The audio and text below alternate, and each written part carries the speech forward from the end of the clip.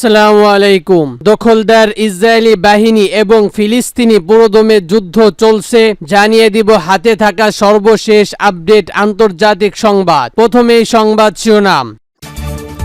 ইসরায়েলে অস্ত্র রফতানির আংশিক স্থগিত করল যুক্তরাষ্ট্র। আরও জানিয়ে দিব খার্কিভে রুশ হামলায় অন্তত ৪১ জন আহত।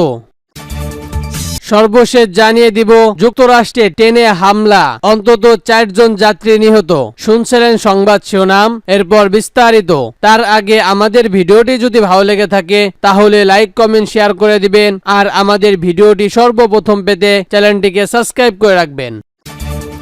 ইসরায়েলে অস্ত্র রফতানি আংশিক স্থগিত করল যুক্তরাষ্ট্র। এবার শুনুন বিস্তারিত। ইসরায়েলের অস্ত্র রফতানি 10% স্থগিত করেছে যুক্তরাষ্ট্র। ব্রিটিশ সরকার বলেছে অস্ত্রগুলো আন্তর্জাতিক মানবাধিকার আইনের গুরুতর লঙ্ঘনের ব্যবহার হতে পারে এমন আশঙ্কা ইসরায়েলের কাছে ৩৫০টি অস্ত্র রফতানির লাইসেন্সের মধ্যে ৩০টি লাইসেন্স স্থগিত করা হয়েছে। কাতার ভিত্তিক সংবাদ মাধ্যম আল জাজিরা জানিয়েছে সোমবার ব্রিটিশ পররাষ্ট্র মন্ত্রী ডেভিড ল্যান্ড সংবাদ মাধ্যমে এ তথ্য জানিয়েছে। তিনি বলেন, এই আংশিক সিদ্ধান্তের অন্যতম এমন সম্মতি রয়েছে যা গাজায় হামাসের বিপক্ষে বর্তমান সংঘর্ষে ব্যবহার করা যেতে পারে, তবে এতে F-35 যুদ্ধ বিমানের জান্ততা অন্তর্ভুক্ত নয়। ইসরায়েলের আত্মরক্ষার অধিকারে যুক্তরাষ্ট্র সমর্থন করে জানিয়েছে। ডেভিড ল্যান্ড বলেন, লাইসেন্স স্থগিত করার অর্থ অস্ত্র রপ্তানির উপর পুরোপুরি নিষেধাজ্ঞা বা আংশিক নিরাপত্তা নয়। যুক্তরাষ্ট্র এখনো ইসরায়েলের আত্মরক্ষার অধিকারে সমর্থন করে।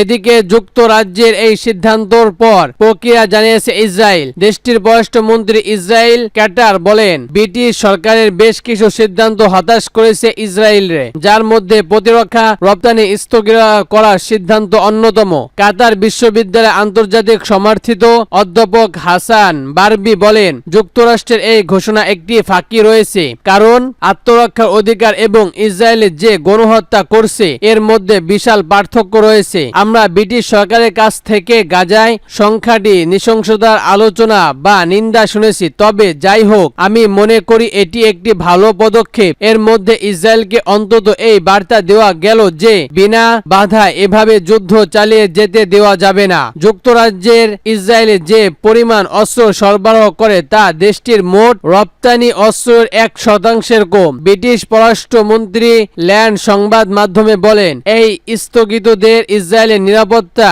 উল্লেখিত প্রভাব ফেলবে না। খার্কিভে রুশ হামলা, অন্তত ৪১ জন আহত।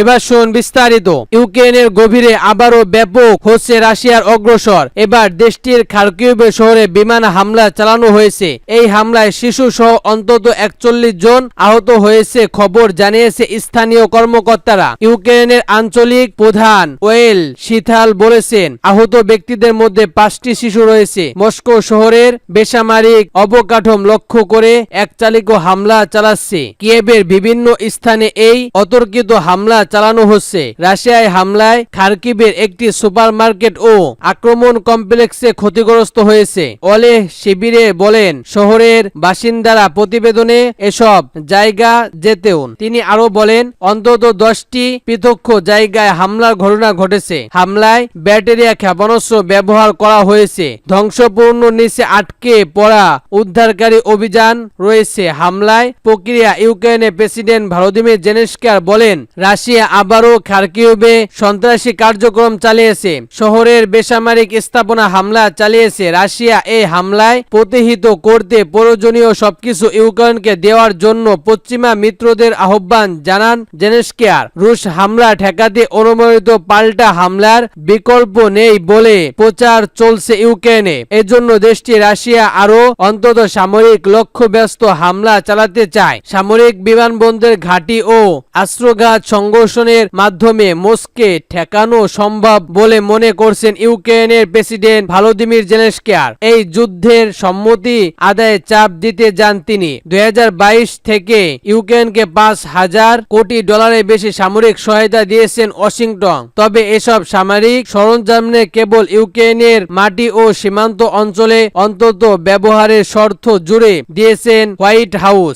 জন্য জেলেনস্কি আর চাইলেও রাশিয়ার অন্তত ঘাঁটি বা অগ্নিগড়ে হামলা চালাতে পারছেন না। যুক্তরাষ্ট্র, ফ্রান্স ও জার্মানির প্রতি জেলেনস্কি বললেন, দেশ ও জনগণ রক্ষায় আমাদের সম্পূর্ণ ক্ষমতা প্রয়োজন। আমাদের দূরপল্লব অস্ত্র ও ক্ষেপণাস্ত্র এবং তা ব্যবহার অনুমোদিত দুটি আমাদের প্রয়োজন। অন্যদিকে রাশিয়ার প্রেসিডেন্ট ভ্লাদিমির পুতিন বলেছেন, রুশ বাহিনী পূর্ব ইউক্রেনের কয়েক বর্গ কিলোমিটার এলাকা প্রতিদিন দখল করেছে। সোমবার তিনি বলেন, মস্কোর বাহিনী ইউক্রেনের প্রধান প্রতিরক্ষা রেখা ভেদ করার চেষ্টা চালাচ্ছে। পুতিনের মতে রাশিয়ার বাহিনী এখন এমন দ্রুত গতিতে অগ্রসর হচ্ছে যা দীর্ঘদিন ধরে দেখা যায়নি। বর্তমানে তারা ইউক্রেনের পূর্ব অঞ্চলে বেশ কিছু এলাকা দখল করে নিচ্ছে, যা কিয়েভের 2023 সালে পাল্টা আক্রমণ উল্লেখযোগ্য সাফল্য না আসার পর থেকে শুরু হয়েছে।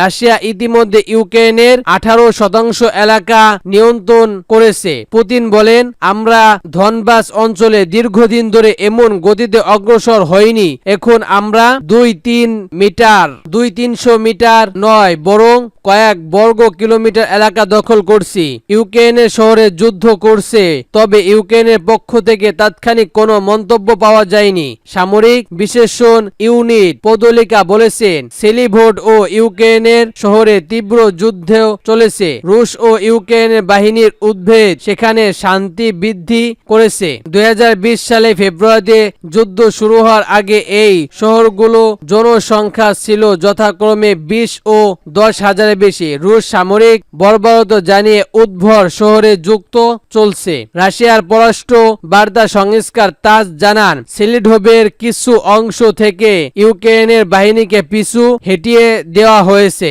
রুশ বাহিনী কুরাখিতা শহরের দিকে অগ্রসর হওয়ার মাধ্যমে ইউক্রেনের প্রতিরক্ষা লাইন ভেঙে পদক্ষেপ দোস্কর সড়ক উপর নিয়ন্ত্রণ বাড়ানোর চেষ্টা করছে। এছাড়া তারা এই অঞ্চলের একটি বড় অংশকে ঘিরে ফেলার প্রচেষ্টা চালাচ্ছে বলে জানিয়েছেন রুশ সামরিক ব্লাড গ্রুপ। এর আগে 6 অক্টোবর ইউক্রেনের বাহিনী রাশিয়ার কুশ অঞ্চলে হামলা চালানোর পর রুশ বাহিনী সেখান থেকে ইউক্রেন সেনাদের বের করে দেওয়ার চেষ্টা করেছে। ইউক্রেনে এই হামলার রাশিয়ার পূর্ব ফ্লাইট থেকে বাহিনী সরিয়ে নিতে রুশ জেনারেল ওপর চাপ সৃষ্টি করতে চালানো হয়েছিল বলে মনে করছেন। রাশিয়ার প্রতিরক্ষা মন্ত্রণালয় বর্বরতা বার্তা সংস্কার এর জানিয়েছে, রুশ বাহিনী পূর্ব দোনেস্কের অঞ্চলে কুস্টের গ্রামের নিয়ন্ত্রণ নিয়েছে।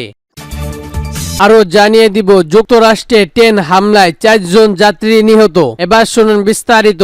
যুক্তরাষ্ট্রের ট্রেনে ভিতরে ঘুমিয়ে থাকা 4 জনকে গুলি করে হত্যা করা হয়েছে। দেশটির শিকাগোর কাছে একটি সাবওয়ে ট্রেনে তাদেরকে গুলি করে হত্যা করা হয়। সোমবার স্থানীয় সকালে শিকাগো ট্রেনজিং ট্রেন এই মর্মান্তিক ঘটনা ঘটে বলে জানিয়েছে মার্কিন সংবাদ মাধ্যম CNN। ট্রেনটি ফরেস্টের পার্থক্য দিয়ে যাচ্ছিল। ফরেস্টের পার্কের ডেমো চিত্র স্ক্রিন চিন জানান, ভুক্তভোগী অগ্রগণী হতে পারে, তবে তাদের সঠিক সামাজিক অবস্থা এখনো নিশ্চিত করা যায়নি। ভিডিও ফুটেজে দেখা যায় তারা ট্রেনে ঘুমিয়েছিলেন। এই ঘটনায় সন্দেহজনক একজনকে আইন শৃঙ্খলা রক্ষাকারী বাহিনী হেফাজতে নিয়েছেন। পুলিশ এই হামলাকে একটি বিচ্ছিন্ন ঘটনা এবং উদ্দেশ্যহীন আক্রমণ হিসাবে বিবেচনা করছে।